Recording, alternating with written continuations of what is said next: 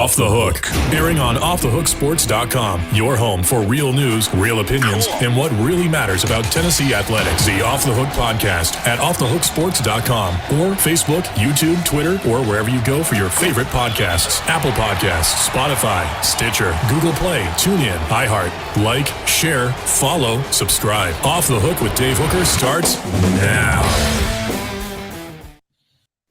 He is Josh Ward. I am Dave Hooker, Josh Ward of the Sports Animal, and we would like to go ahead and encourage you to hit that subscribe button, like, and comment, and we will be on your YouTube feed and certainly look forward to that. So Josh Ward joins us now as it is almost football time in Tennessee, and I'm making video adjustments on the fly, as you may see. So Josh, it's brought to you by Zool Beer Company. Zool Beer Company, the official micro brew beer of Off the Hook Sports, and you can check them out. They're great panoramic views downtown and quite tasty as well. So, Josh, we're here. I mean, this is, but it is time for football. As of this taping, 2 weeks to the day that Tennessee gets it rolling.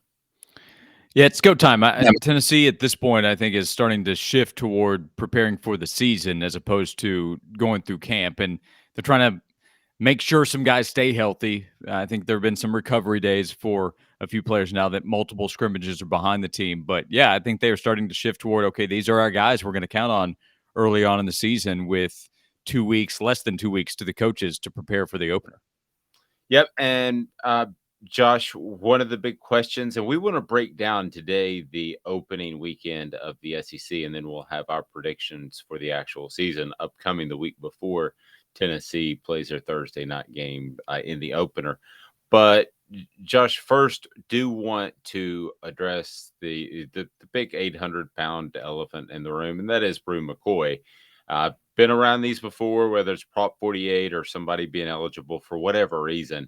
There's just no pushing the NCAA sometime. But you pointed out very quickly, you're getting close to game week. You're 6 days away as of this taping from game week. So at that point, you've got to have a really good idea, or he has to.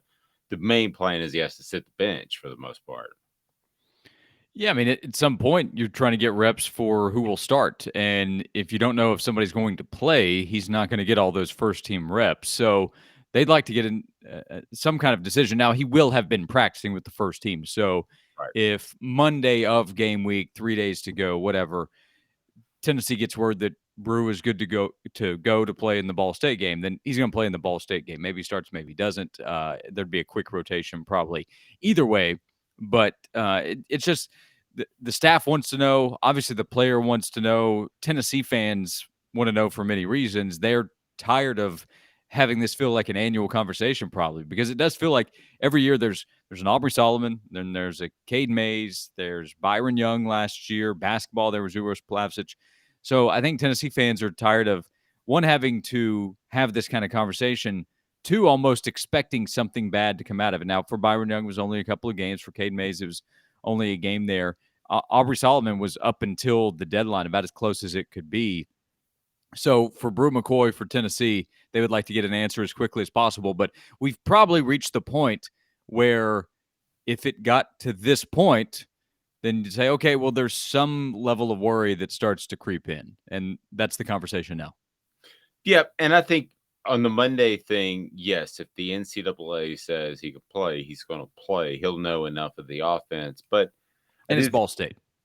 Yes, right. I do think that you get to game week, and it's probably the difference of a handful of plays in which he's highly repped and knowing the entire playbook and being able to go out there and rep it. But we'll see.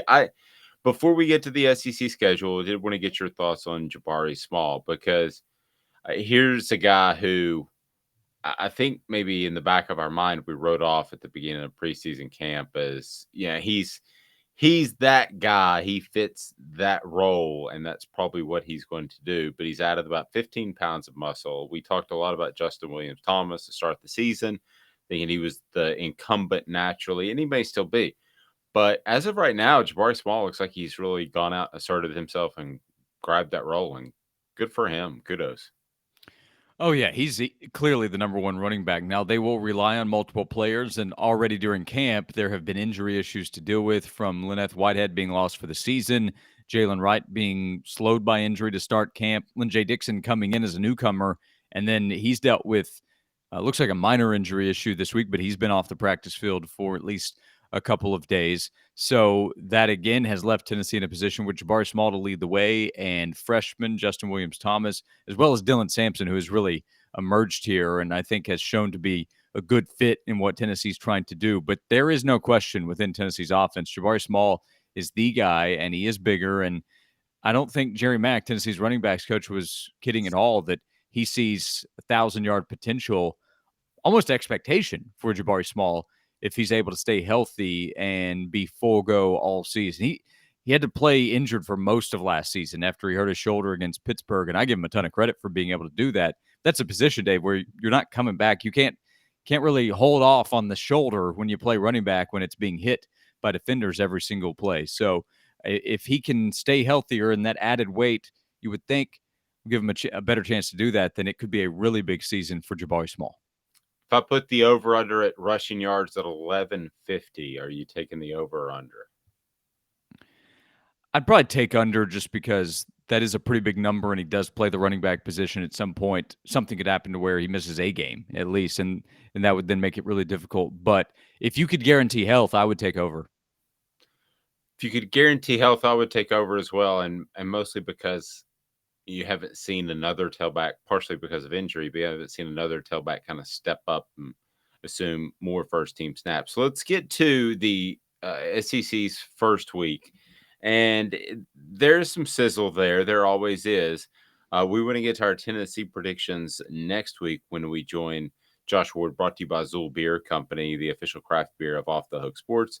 And when we look towards the first actual Saturday, of course, it'll be Tennessee playing on a Thursday. La Tech will play at Mizzou as well. But some other games that I want to get your thoughts on. One is the Utah at Florida game. Utah at Florida. Florida is roughly a 2.5-point favorite, so a field goal favorite. And if you look at Florida's 3 games before Tennessee, they're pretty challenging, Josh. This is a Florida team that could come into Neyland Stadium in a whole different sort of fashion, good or bad. Yeah, we're already talking about the Tennessee-Florida game as a big one. Everybody recognizes that. It always is. But we still have a lot to figure out with both teams, Tennessee going to Pitt. But with Florida, opening with Utah, preseason top 10 team, I believe the first time they've been preseason top 10 in AP poll history this season. I mean, that tells you something about Utah. If Florida's able to win that game, it probably means Anthony Richardson has really emerged there at quarterback, and it would definitely mean that Florida has bounced back from the second half of last season. Kentucky will be a real test. If it's a 3-0 Florida team coming to Knoxville and Dave Tennessee's able to win at Pitt, well, then just what a monster buildup that would be for a couple of 3-0 teams in Knoxville September 24th. Now, I'm probably getting ahead of myself in that one. It's going to be really difficult for Florida. I'd be surprised just because it is the Gators we're talking about here if they're a 1-2 team coming to Knoxville. But it could happen, and Kentucky's not going to be afraid of playing Florida, just like they won't be afraid of playing Tennessee later in the season. So one of the biggest games to pay attention to, because Utah's a really good team and it's the start of a new era at Florida with Billy Napier as the head coach and Anthony Richardson taking over finally as the starting quarterback. Yep. I don't think Florida will be 0-3, but I think they could be 1-2, and I think they could be 2-1. Obviously, if they're 1-2, they're really super hungry, but they could be mentally defeated as well. But I mean, I think they're going to be against Utah and Kentucky a challenge. I don't think that's any easy September. Some other games in the first week that had me taking a look is it's not a huge matchup, but I do certainly wonder about how Alabama comes out. They're a 5.5-point favorite over Utah State. So they're going to go out and destroy them. We all know that. But how good is this Alabama team? What do we see? Because they don't hide anything. When they come out in the first game, they want to establish their dominance. And boy, they're loaded. It's really tough to find a reason why they wouldn't win a national title, in my opinion, anyway. Yeah, I think what we'll see from Alabama coming out is quick scoring. They have some new pieces to work with on offense as they have to replace again talented offensive skill players, but they do have their quarterback back, the Heisman Trophy winner, to go along with a really talented running back transfer in Jameer Gibbs, who has all SEC potential this season. They have some transfers at wide receiver, one within the conference coming over from Georgia that they'll probably try to get going early on. So my guess here, Dave, a couple weeks out is that Alabama has cruised to 4 or 5 touchdowns against Utah State because after that they go to Texas. So that's going to be a really big game. Nick Saban versus Steve Sarkisian, and Texas is going to be saying, "Okay, this is when we show that we're back." Annual conversation, I know, but Alabama will be using Utah State to get ready for a big game against the Longhorns the next week. And then Cincinnati at Arkansas. Hey, I got total respect for what Cincinnati did last year, no question. But man, they lose a lot. And I see Arkansas as a 7-point favorite. I don't want to turn this into a gambling bit, but I look at that game and I think Arkansas should win that. And I say should, and I choose my word very carefully there because, Josh, if you're established now under Sam Pittman, that's the type of game you win at home. I know Cincinnati's ranked, but that's not the same team that we saw last year. Yeah, it's really a good opportunity because Cincinnati now is really respected as a program and should be with what it's done. But having to replace Ritter at quarterback and having to replace Gardner in the secondary is a big asks for a program like Cincinnati going up against an SEC team that's going to be physical up front to kick off the season. So it's a good opportunity. It's quite a schedule, honestly, if you look at it for Arkansas. Individually, these teams wouldn't really scare you, but Cincinnati's a preseason top 25 team. Dave, after a run of SEC games, Arkansas plays BYU. So you have those 2 games, and then Liberty later on, which is a game Arkansas should win. But think about like Tennessee has UT Martin later in the year to kind of take a breather. They're getting Liberty, which is coached by Hugh Freeze, former SEC coach. So they've really scheduled, really challenging this year. And you never know in advance exactly what these teams are going to be. But Cincinnati's a quality team, preseason top 25 team, but it's not last year's Cincinnati team. And I think it's a win for Arkansas. Oregon at Georgia. I say the highest ranked for last, and Oregon at Georgia just sounds weird for some reason. I'm going to see the Ducks running around in Athens. Just seems odd to me. But I mean, Georgia, again, a 17.5-point favorite, not a gambling show, but that gives you an idea of what the community as a whole thinks. And I want to see Georgia. Do I think they've recruited at a high level? Yes. Do I think that they're going to have just a constant stockpile of talent? Yes. But man, they lost a lot on defense, and just seems like everybody has already anointed them as by far the second best program in the nation. I think Ohio State would have something to say about that. Yeah, but there's no way I'd drop Georgia below number 3. And, it's 1, 2, and 3, the top 3 teams. And then there's a gap. And then you try to figure out who is 4 through the rest. And Oregon's not in that conversation. So maybe they're a little slow out of the gates, but you now have Stetson Bennett coming back as the quarterback with a national championship. So you don't have this pressure of, can he really be the guy to do it for them? And they do have to replace a ton of talent on both sides of the ball, especially there on defense, as you're talking about. But then, hello, Jalen Carter, and hello, Keely Ringo. Here's all this talent that gets to be next up in line to be talked about as the next wave of draft prospects. And it's Georgia against former assistant coach now taking over Oregon's program. So my guess is Kirby Smart shows him this is how difficult it's going to be to be at the top, which, of course, Dan Lanning knows. So I like Georgia with zero hesitation to win comfortably in the end.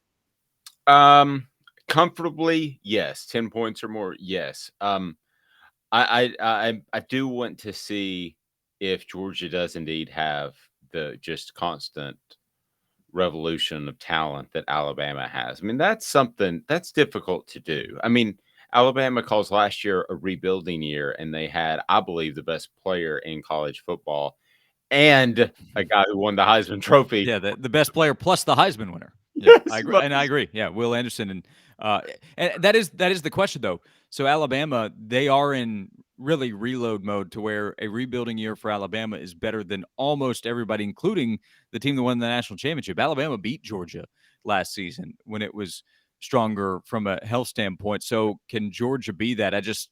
Dave, I kind of think that it will be, not necessarily to win the national championship, but in terms of facing everybody but Alabama or Ohio State or maybe somebody else that emerges. I don't think that Oregon's that team. I don't think that Bo Nix is going to go in there and scare Georgia in any way.